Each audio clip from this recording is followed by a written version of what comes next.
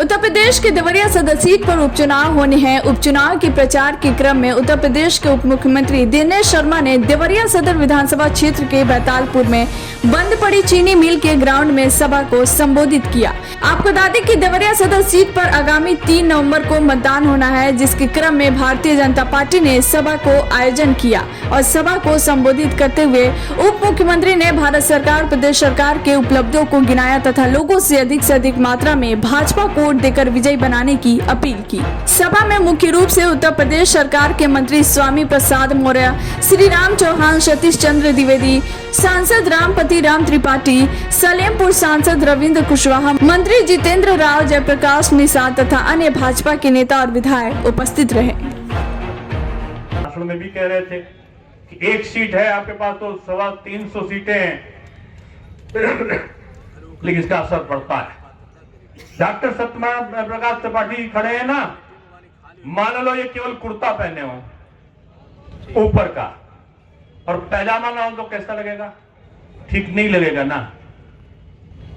ऊपर यानी विधानसभा, ऊपर यानी लोकसभा, ये भारतीय जनता पार्टी की है। यानी कुर्ता ये लोकसभा और विधानसभा ये भारतीय जनता पार्टी के रूप में है। नीचे का पैजामा यानी नीचे की ये देवरिया की जो विधानसभा की सीट है, ये पैजामा के रूप में मान लो। ये आपके ये विधायक के रूप में जब सत्यप्रकाश मणि त्रिपाठी होंगे तब होगी। सिर्फ रोजगार का मैं जिक्र नहीं कर रहा हूं।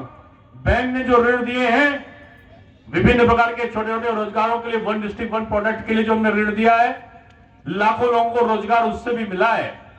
लेकिन 3.5 लाख जो नौकरियां मिली हैं, 1,37,000 तो केवल पुलिस में हमने भर्तियां दिया। एक भी जगह आवाज नहीं आई कि भ्रष्टाचार हुआ। सतीश द्विवेदी जी यहां पर बैठे, 54,000 से ऊपर पहले भर्ती हुई और 31,277 लोगों को अभी हमने नियुक्तियां दिया है।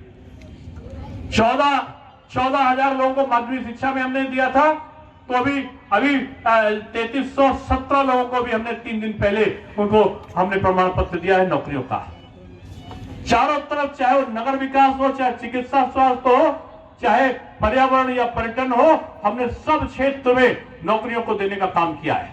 हाल वो देवरिया का जब भी फोन आएगा तो पहला हाल वो देवरिया का ही लेते हैं। इसलिए मैं कहना चाहता हूं कि भारतीय जनता पार्टी ने देवरिया के हमेशा ख्याल रखा है। इसलिए वोटों को बंटने मत देना। इस सपा बसपा या तो मार्क्सवादी कम्युनिस्ट पार्टी और भारतीय कम्युनिस्ट पार्टी तो इनके साथ में मिलकर चुनाव लड़ती है।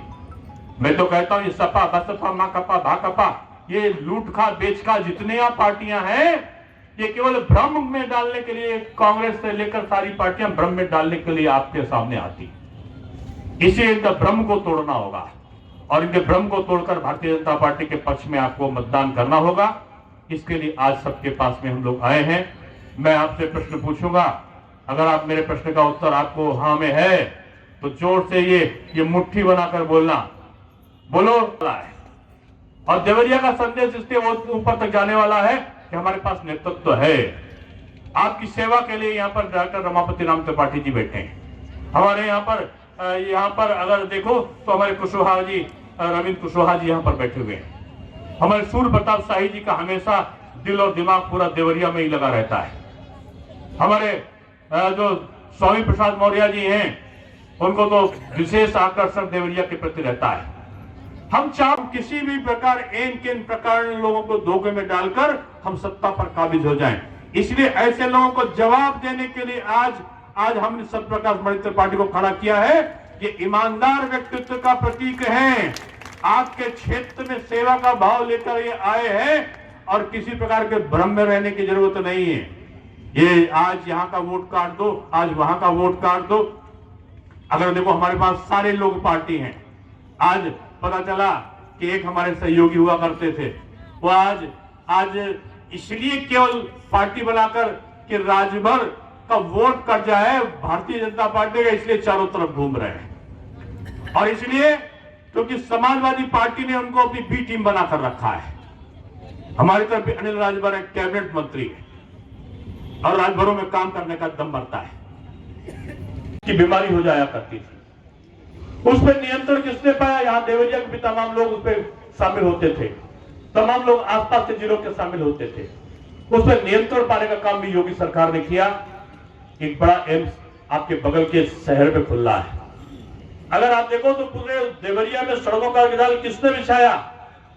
अगर चारों तरफ आप देखो, बैतालपुर से डुमरी तक, भीमपुर से होते हुए मधुआपुर बिहार तक सड़क किसने बनाई? तो योगी सरकार ने बनाई। अगर देखो कि गोरखपुर से देवरिया होते हुए बलिया तक की सड़क का निर्माण किसने कराया? तो ये भी कहेंगे कि ये योगी सरकार में ही बना। कसिया देवरिया मार्ग का चौड़ीकरण किसने किया? योगी सरकार ने किया। अगर देवरिया मार्ग का चौड़ीकरण पूछो और गौरी बाजार में ओवरब्रिज की बात करो तो ये भी भारतीय जनता पार्टी की सरकार में हुआ।